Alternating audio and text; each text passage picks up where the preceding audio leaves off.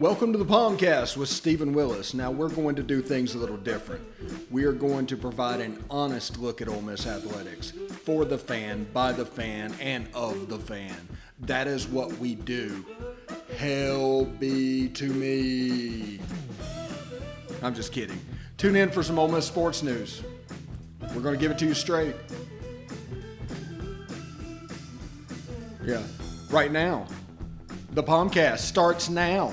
It happens now. Holy cow. Listen to me. It's starting. Well, it's going to start right about now. Good morning, good morning, good morning. Welcome to the post-early signing day edition of the POMcast. Hope you are having a great day. I'm having a terrific day and a lot to get to. We're going to go over Ole Miss's win last night over Middle Tennessee State. Or it might just be Middle Tennessee now. They may have dropped the state. But they won 70-51 in Murfreesboro, Tennessee. And Kermit Davis's return to the Murphy Center at Middle Tennessee. Ole Miss wins 70-51. The game looked a lot of ways an old AK versus Kermit Davis, Ole Miss versus Middle Tennessee game would look. It just is flipped. They're very, very set defensively. We're also going to go over a little bit with early signing day. A big day. Ole Miss is sitting at 18th nationally currently. Now, I know I told you, don't listen to it, so just take it with a grain of salt. But that tells you in the system they're rating for, Ole Miss signed the 18th best class. Now we can only hope that the evaluations and everything is a fit for what they're trying to run.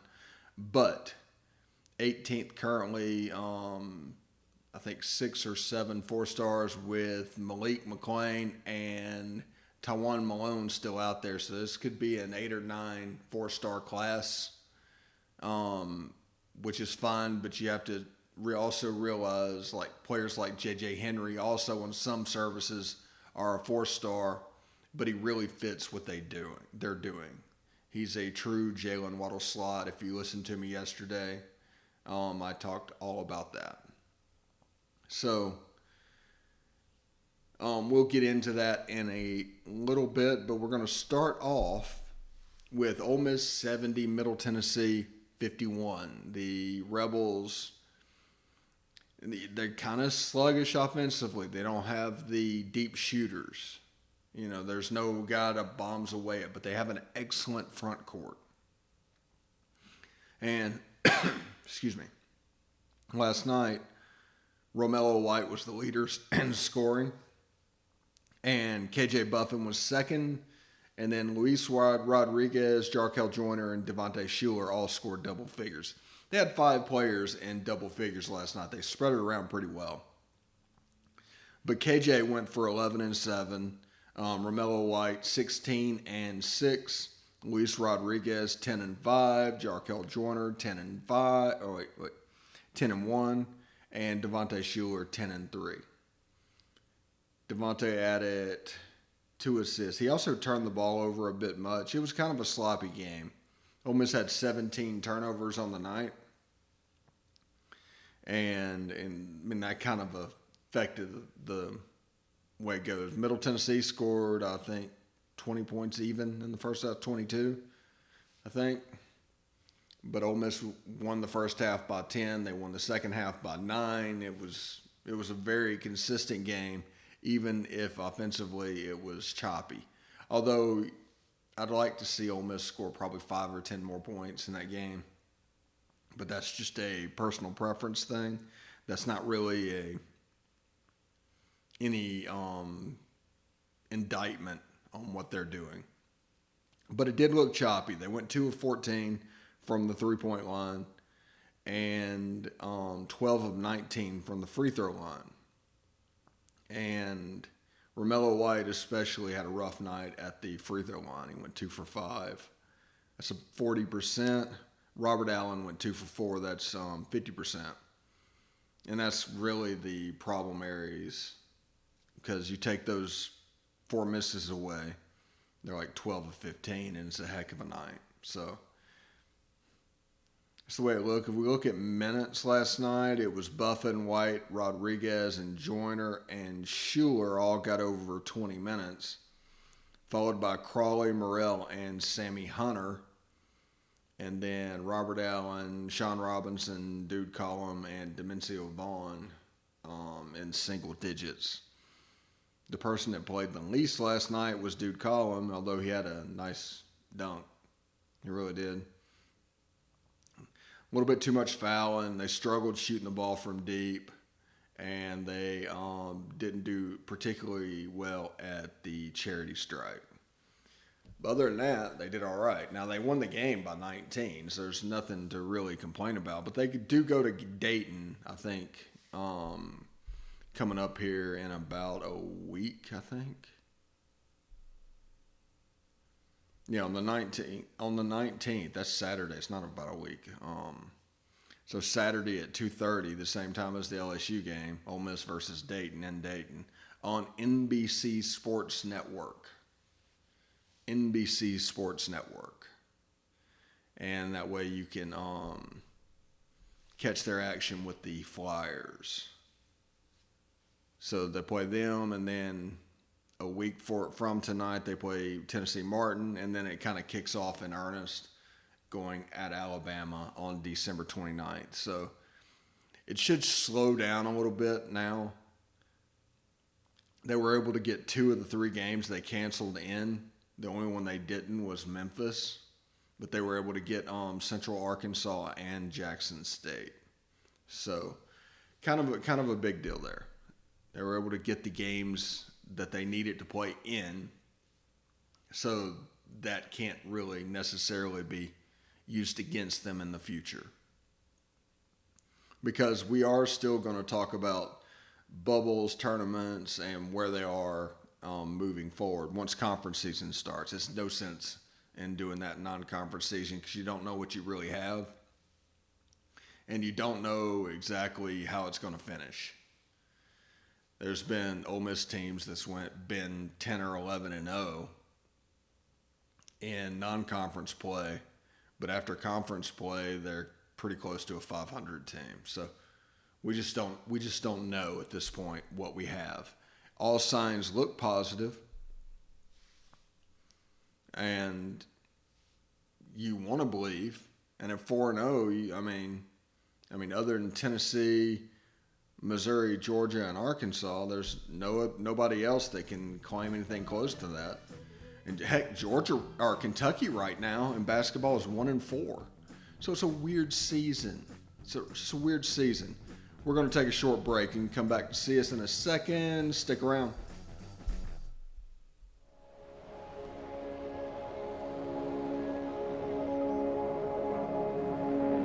Only 10% of us get enough daily exercise.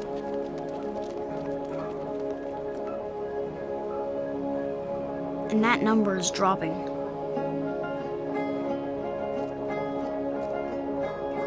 Nearly 30% of us are overweight or obese. We spend 6 hours a day in front of a screen. As a result, we now have a shorter life expectancy than our parents. But give us the right start in sports, and we'll never stop. Learn how at active4life.ca. Hey, this is Stephen Willis from Positively Ole Miss. We're almost done with this break. We'll be back with good information quite soon. The military has been in every generation of my family, and so has VA. It wasn't easy for my dad after Vietnam, but VA helped him and my mom get the home they'd always wanted. My grandpa's been coming to VA since World War II. They even helped him lay to rest one of his battle buddies from Normandy. And me, I followed in their footsteps and served with pride. And now that I'm out of the military, the GI Bill's helping me with school. Every generation of my family has served, and VA has served us all.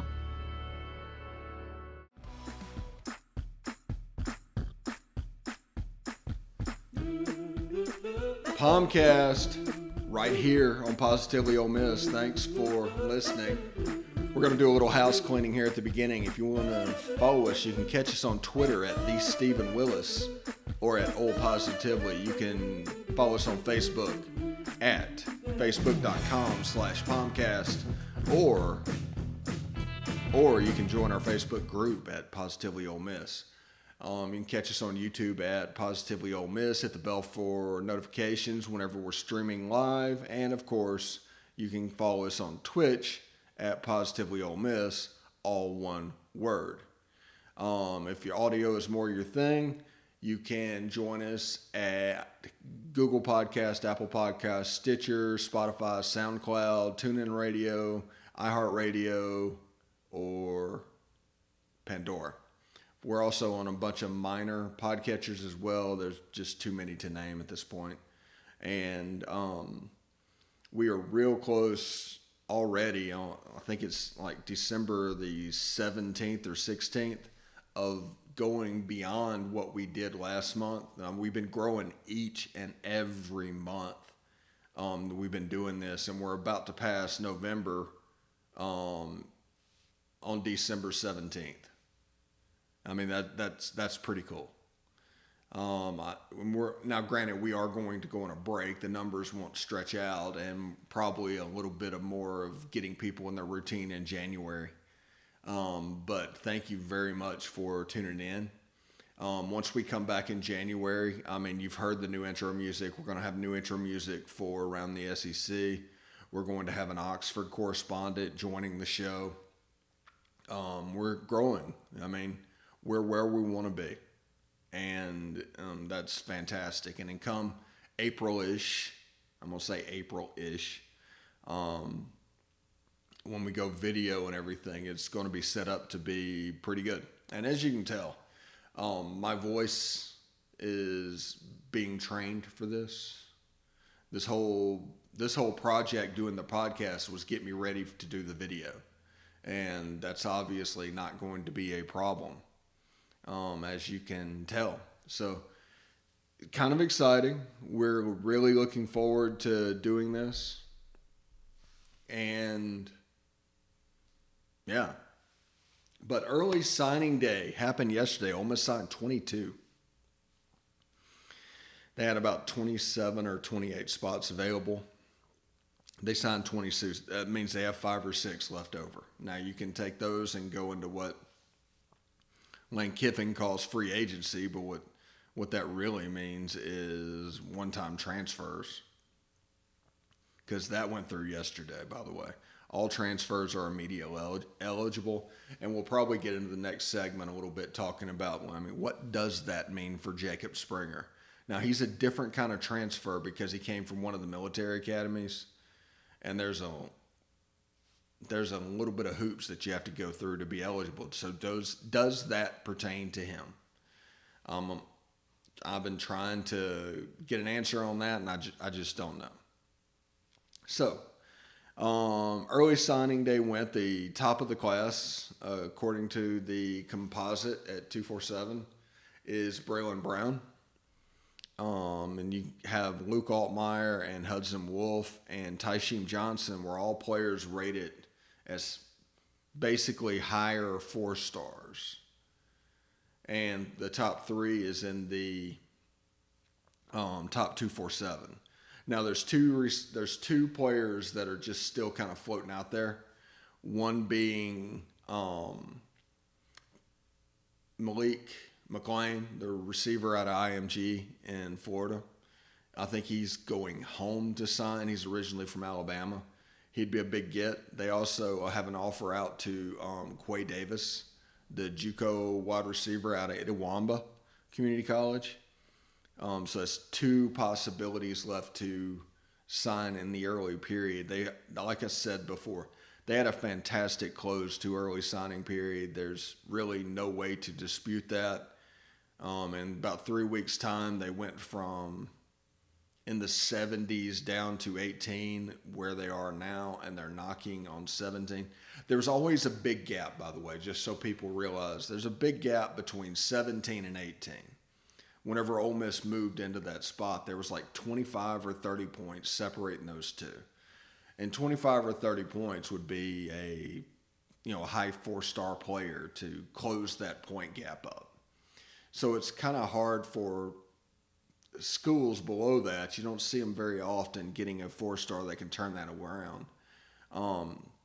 And Ole Miss probably won't. They probably are capped at where they're going to finish up, even if they were to get Malik McLean and Taiwan Malone, which that would put them at 24 signees, and they might take another offensive lineman. I think there's a JUCO offensive lineman they are interested in, but that's just for the future.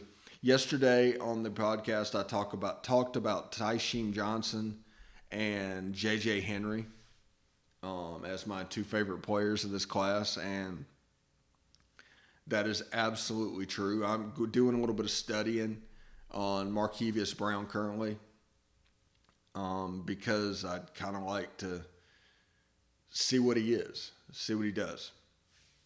Hudson Wolf, the big tight end out of Hardin County in Savannah, Tennessee, right up the road for Corinth. 4-star. We've seen that tight ends are not just used in this offense, but used in a way that is something that is not really seen. Dink Jackson. On Scout or 24/7 or whatever it is, he says he's from Melbourne, Florida, but from his card yesterday it said Key West, Florida. If he's actually from Key West, normally you see people go the other way in that transaction, Oxford to Key West, instead of going from Key West to Oxford. But he's an interesting player.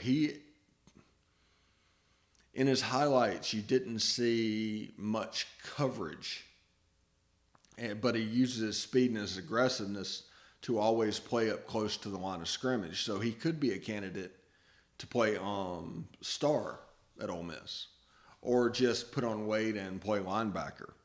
But he can really run. He's hyper aggressive, and during this class, he was a heck of a recruiter. Hit up everybody. So that's fantastic. The surprise of the class is MJ Daniels jumped on board. He's a 4-star by 247. He's not a 4-star on the composite, but like I said, do not pay too much attention to that because all these services are going to rate a little bit differently because of system and fit and whatever.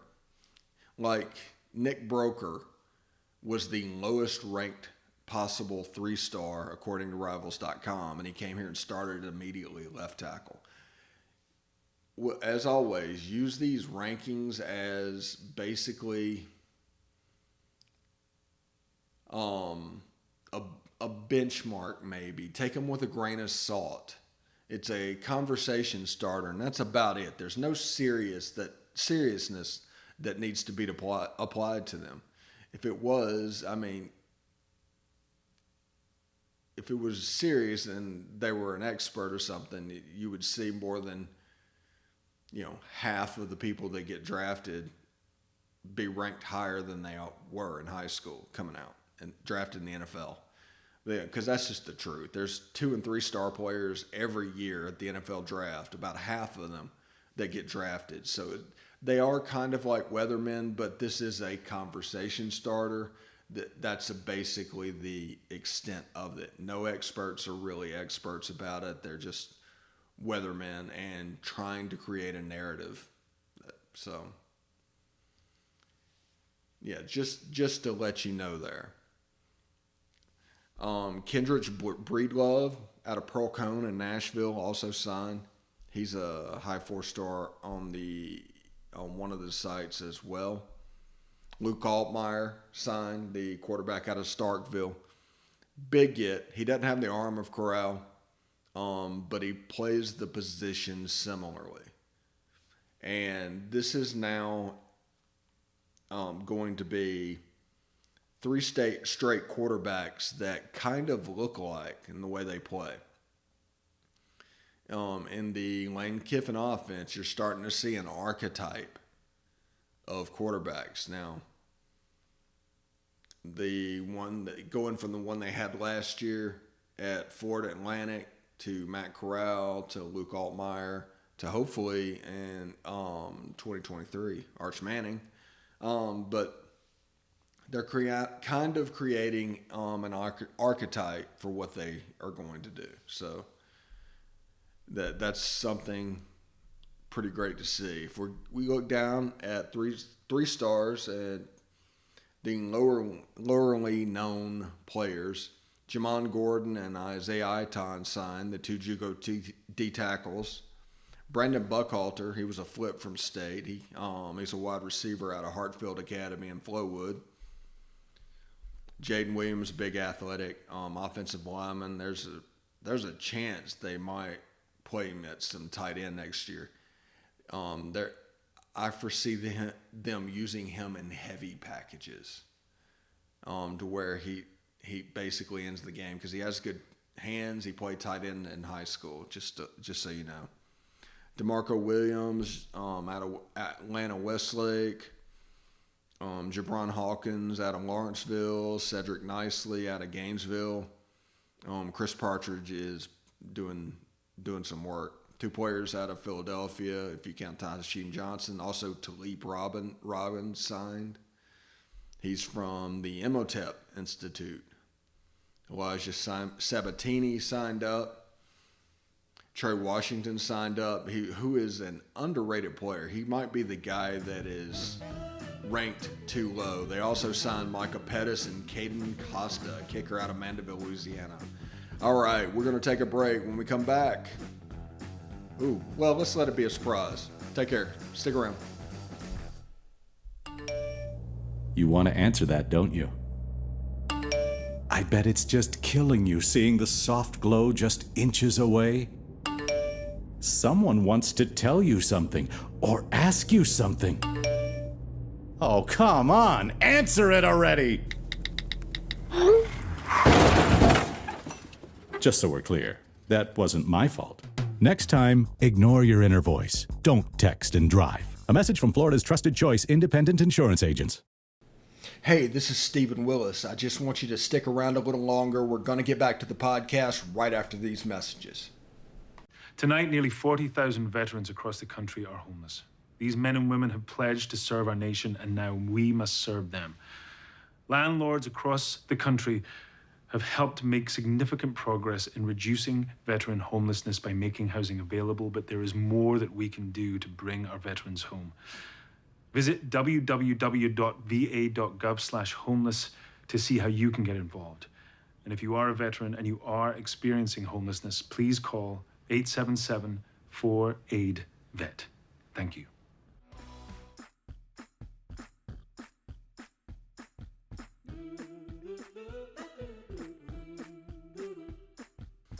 POMcast, last segment of the day. Thanks for sticking around, listening to the POMcast. We're having a good time. We're actually having a real good time from the palatial Central Florida studios that we're coming to you. Just a little heads up. The POMcast will be going on the road next week, back to Nashville. We'll be doing our shows from there next week, and we're going to take a break after that from, I believe, Christmas Eve all the way to New Year's Eve or New Year's Day. There might be a POMcast or We've Got Notes after the bowl game. I mean, there probably will be, but don't expect a POMcast during about that 2-week period. We're just going to take it off and kind of recharge a little bit. And there's not going to be a whole lot going on, but I mean, you guys get it. So, yesterday the NCAA approved the one-time transfer eligibility. All players that are waiting on eligibility are immediately eligible. So here is the question. This is the big thing on my mind because it changes things. It really does. We might not be able to see it until the bowl game, but it does change things. Jacob Springer is now supposedly immediately eligible. The all-conference safety who transferred here from Navy. He's supposedly eligible. Now, with him and Otis Reese back there patrolling it, that's a different look than it's been, because previously there's been a little bit of softness to the run game when it comes to the secondary. And since we play with 5 defensive backs, that affects things. So Jacob Springer's going into the secondary, that gives you all kind of flexibility. I'm curious of where they're going to put him. Is he a free safety? Is he a star? Is he a strong safety? Because we're talking about a player that played near the line of scrimmage, much like Dink Jackson, by the way, we just recruited, that did a lot of work in tackles for loss and sacks as a defensive back. He had insane numbers. So I'm curious where he's going to play. If he's indeed eligible. Now, there's a little bit of funkiness because he came from a service academy. Understand that. Most of the time they have to sit out because of the service academy thing. But if he's eligible, which it sounds like he is, he completely transforms the look of our secondary, period. The inexperience that we were supposed to go out and do with the pass game is gone. We are finally at full strength on defense. And you're going to see a guy that just comes at you relentlessly. That's what he does. He's a good player. But you have a situation, Dean Leonard at corner, Keidron Smith at corner, safeties being A.J. Finley, Otis Reese, and Jacob Springer. I mean, that's pretty much your starting lineup.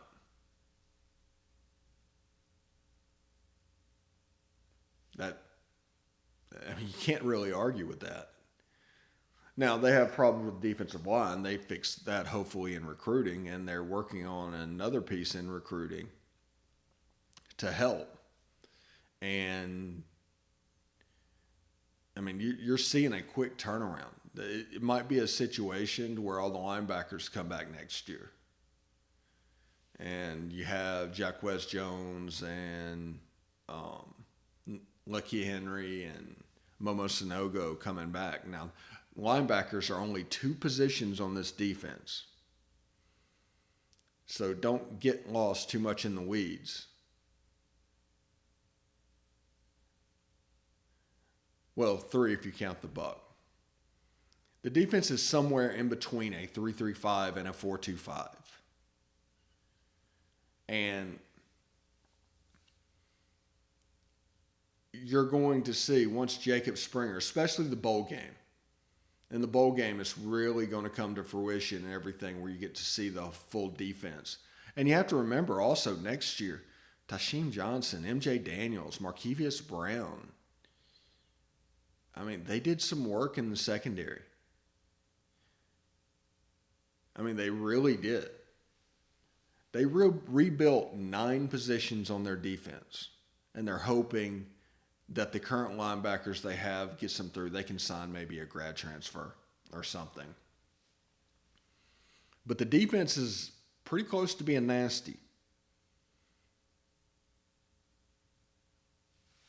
I mean, they signed corners for days. MJ Daniels is 6'3" at cornerback. That's called length. That's the first step to having a team that looks like Alabama's. Now, it's not a situation where those are get off the bus guys, but they have a chance to be productive.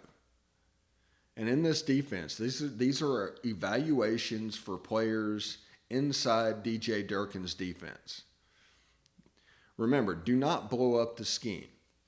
We had to deal with a system change. Happens every year. He has to get personnel to fit what he's doing in. Has nothing to do with him. All right. that's going to do it for our show today. Thanks for tuning in. We'll be back tomorrow. Thanks a lot. Hotty toddy.